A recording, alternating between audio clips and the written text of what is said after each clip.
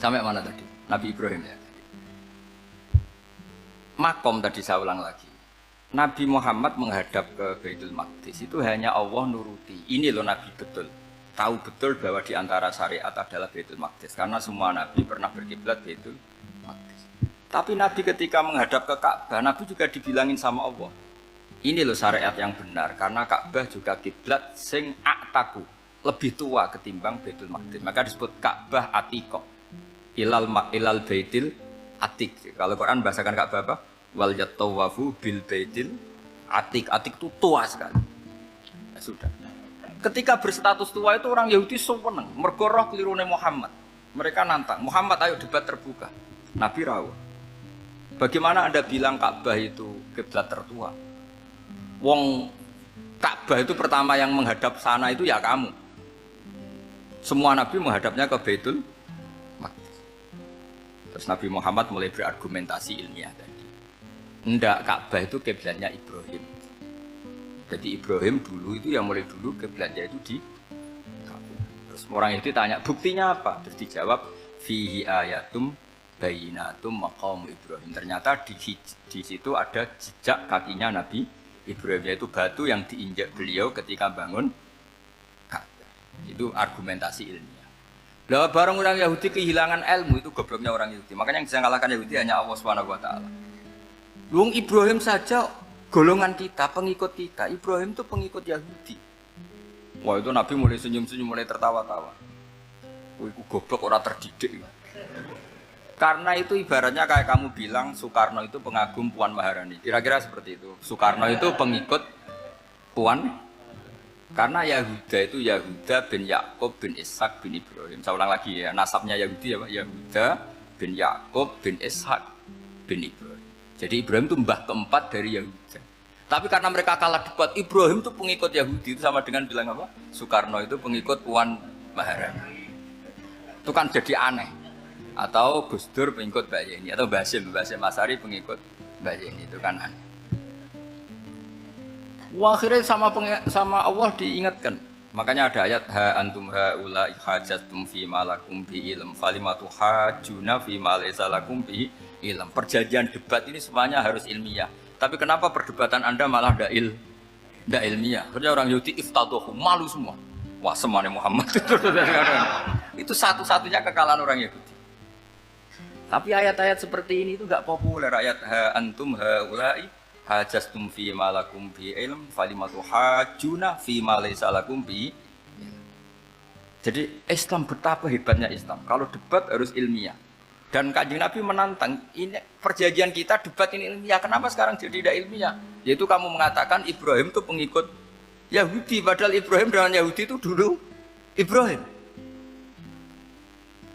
Makanya Yesus kalah, Mat. Tapi tetap orang Islam, tapi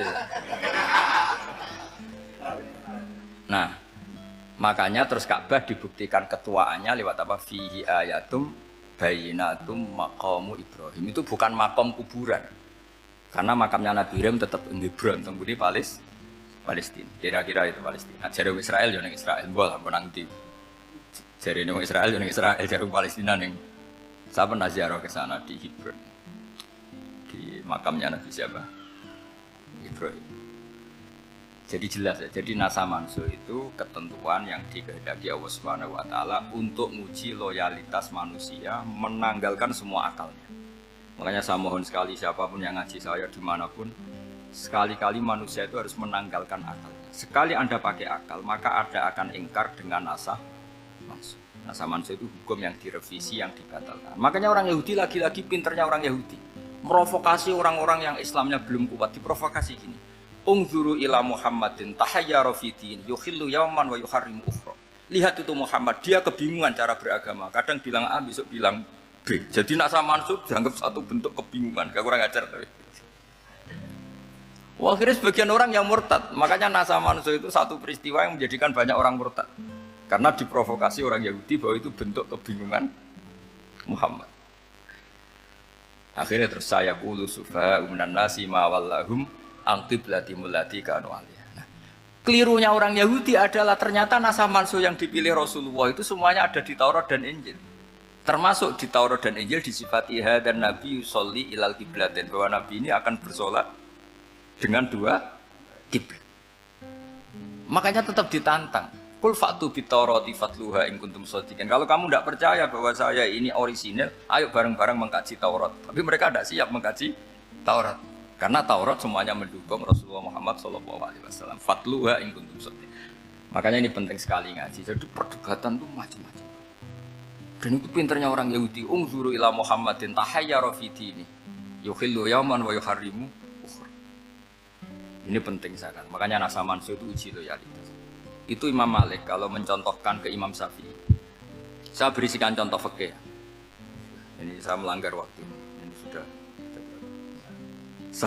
Saya yang tidak mengesahkan diri saya.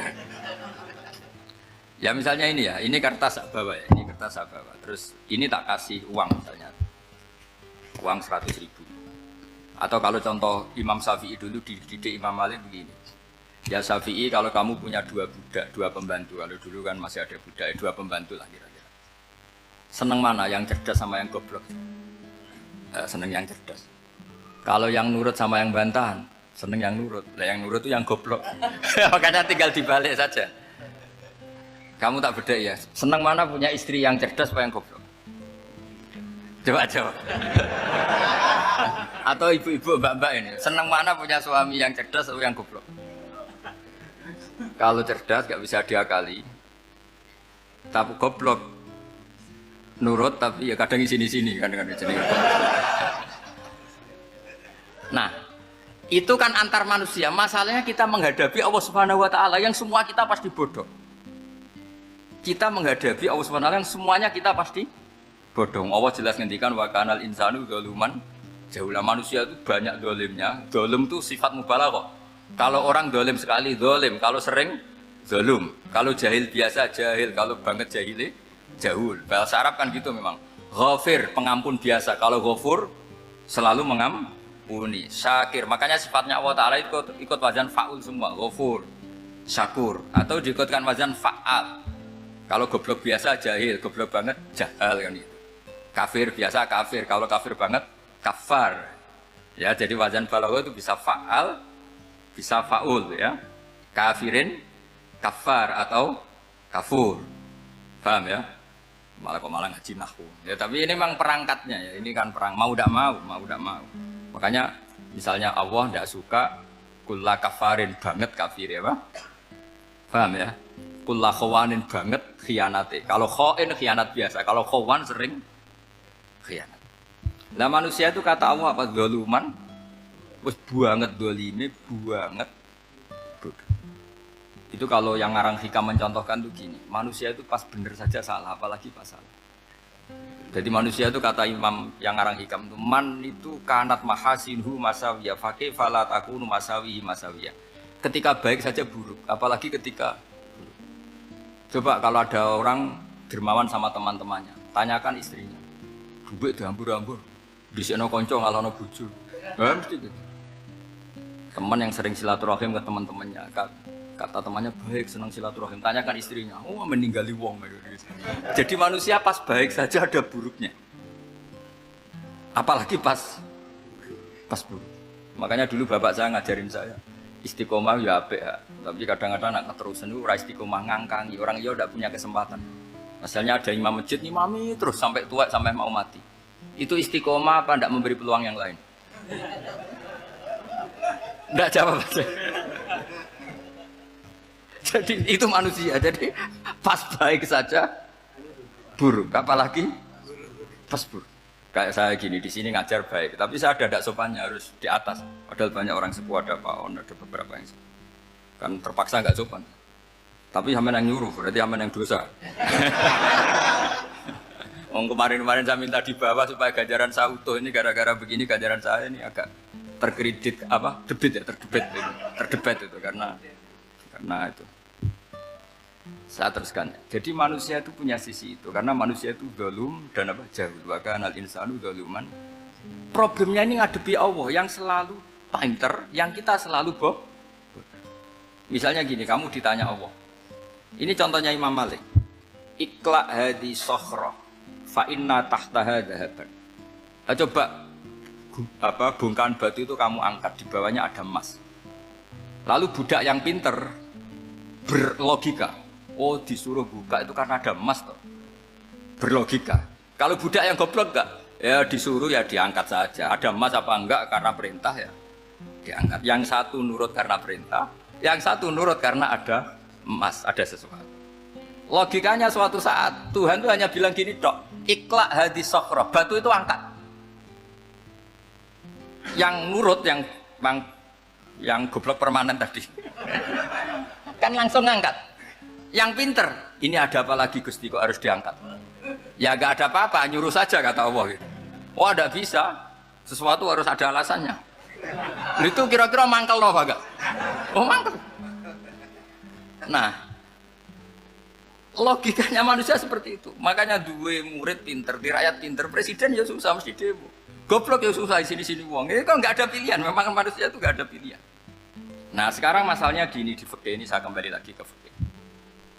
Pertanyaannya secara fikih begini, misalnya iddah. Iddah itu seorang perempuan ditinggal mati suaminya atau ditinggal atau cerai. Itu kan ada namanya apa? Iddah. Iddah itu memastikan apa tujuannya? Memastikan rahim itu steril dari mani atau sperma zaut awal. Supaya nanti kalau dinikah orang lain tidak terjadi ikhtilatul nasab. Oke, berarti iddah kita beri argumentasi secara ilmiah li baro'atir rohmi. Jadi misalnya Zaid menceraikan istrinya Sri dalam keadaan masih bisa haid. Iddahnya 3 kali masa suci. Wal mutallaqatu yatarabbasna bi anfusina salah satu guru. Lalu karena secara teori medis kalau haid berarti bukti tidak hamil. Apalagi kalau haidnya terulang-ulang sampai 3 kali pasti tidak hamil. Sehingga kalau nanti dinikahi orang lain pasti kalau ada anak ya anaknya zaut sani atau zaut kedua. Berarti alasan iddah li baro'atir rohmi. Oke, kita sok pinter, sok bijak. Pertanyaannya adalah sekarang sudah baru 1 bulan suaminya di Malaysia nggak pernah ngumpuli. Dicek di medis juga berbukti tidak hamil. Apakah boleh tanpa iddah? Semua ulama mengatakan tidak boleh. Tapi ini kan rahimnya jelas bersih. Ya karena iddah itu nuruti perintah pangeran. Pokoknya tetap iddah. 3 kali masa suci. 3 kali masa suci atau masa haid. Itu ada perdebatan ulama. Tapi kan ini terbukti bersih Gus. Meskipun terbukti bersih kata Allah harus iddah 3 bulan atau berapa? Kira-kira 3 bulan 4 bulan ya tetap harus iddah. Kowe milih mana? Sok pinter. Gusti, berhubung ini. Pangeran mbok terangno gitu. Berhubung. Jadi Tuhan apa mbok wari berhubung Gusti. Ini jelas steril dari sperma zaut awal. Enggak usah iddah Gusti. Sama aja kamu disuruh majikan kamu ikhla hadis sakhra. Berhubung enggak ada apa-apa, enggak usah ya. Kira-kira mangkel ndak budak yang seperti itu? Mangkel. Maka dibutuhkan kebodohan dalam beragama.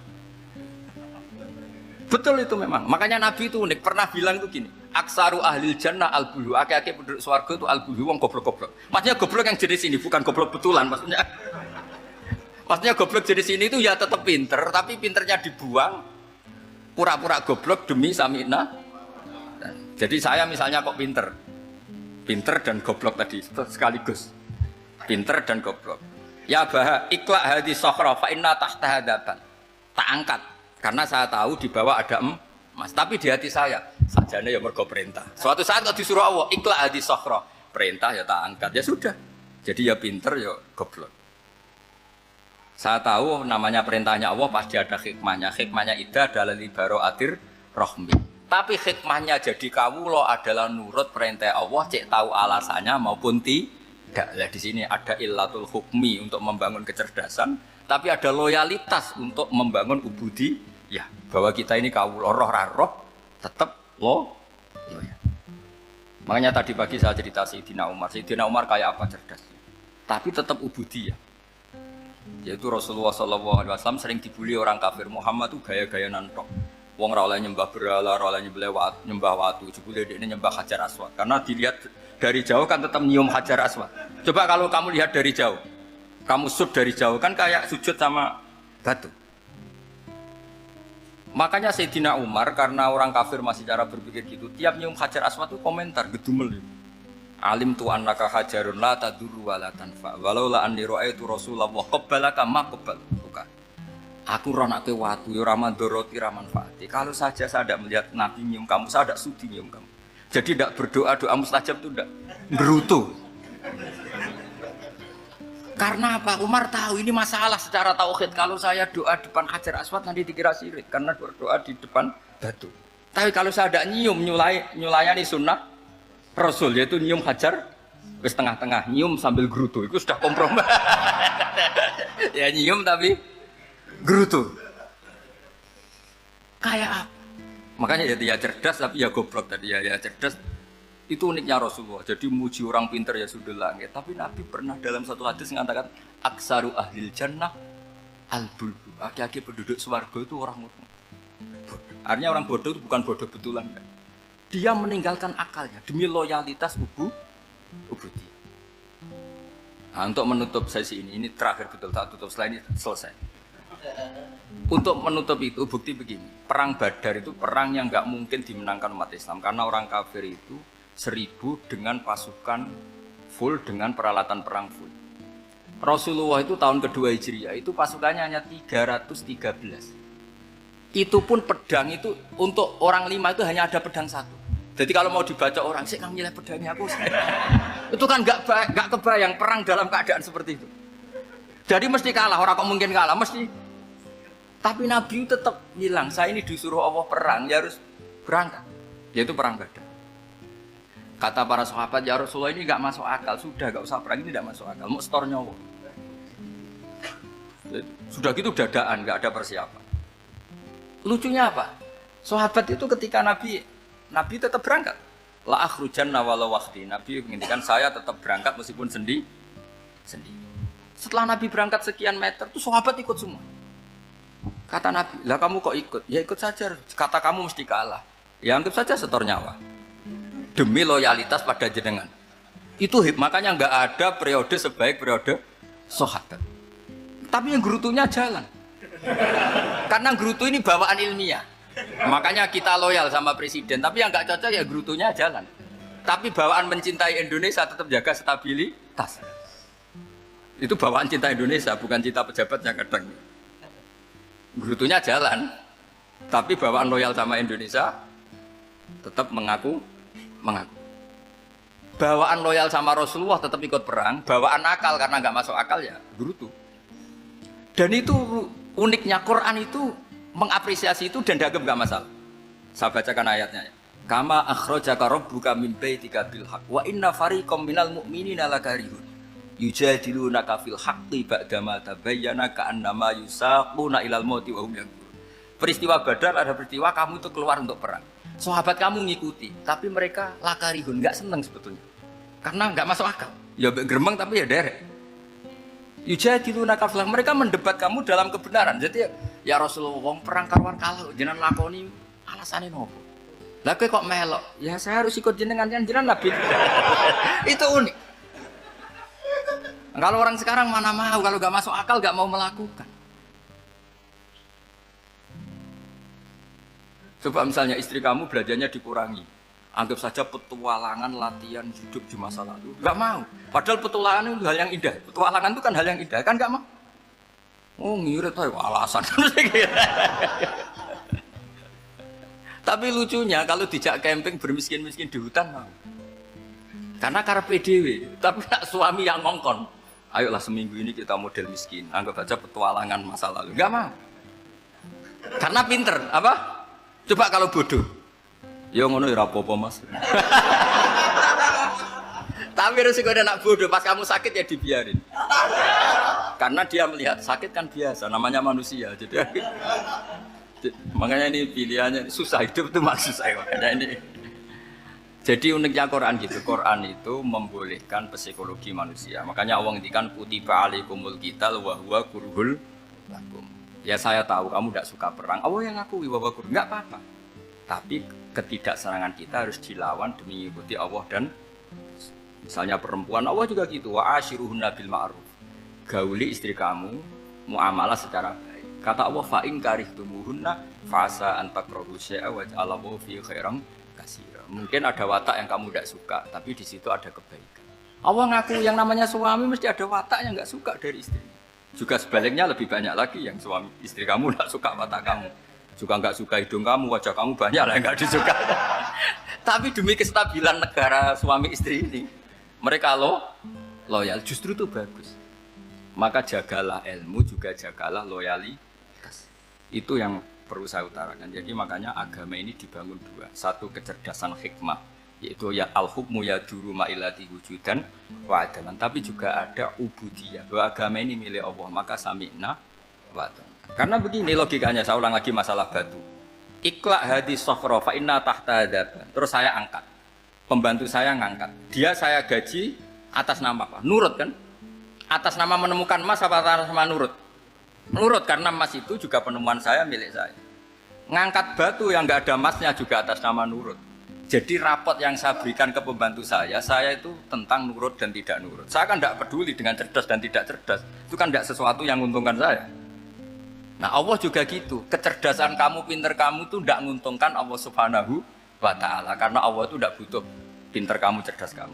Allah hanya butuh mental ubudiyah kamu. Makanya Allah mensifati nabinya hanya subhanalladzi asra bi abdihi. Karena status tertinggi manusia adalah sifat kehambaan. Makanya ya Tuhan nafsul mutmainnah irji'i ila rabbiki radiyatan mardiyah fadkhuli fi ibadi. Berstatuslah sebagai hamba baru wadkhuli jannah. Nah kalau kamu berstatus hamba ya harus baik, gak usah kalian bantah. Coba kalau kamu rasional, ya Allah kenapa bikin surga nanti-nanti? Engkau kan bikin sekarang, ngapain repot-repot nanti? Jadi kacau semua agama. Makanya yang perlu didahulukan adalah status ya Tuhan nafsul mutmainnah irji'i ila rabbiki radiyatan mardiyah fadkhuli fi ibadi. Masuklah berstatus sebagai hamba saya. Khasnya hamba tadi, ya cerdas karena semua yang diperintahkan Allah pasti ada hikmahnya. Tapi kecerdasan ini kadang kita tinggalkan demi loyalitas ubudiyah. Assalamualaikum warahmatullahi wabarakatuh.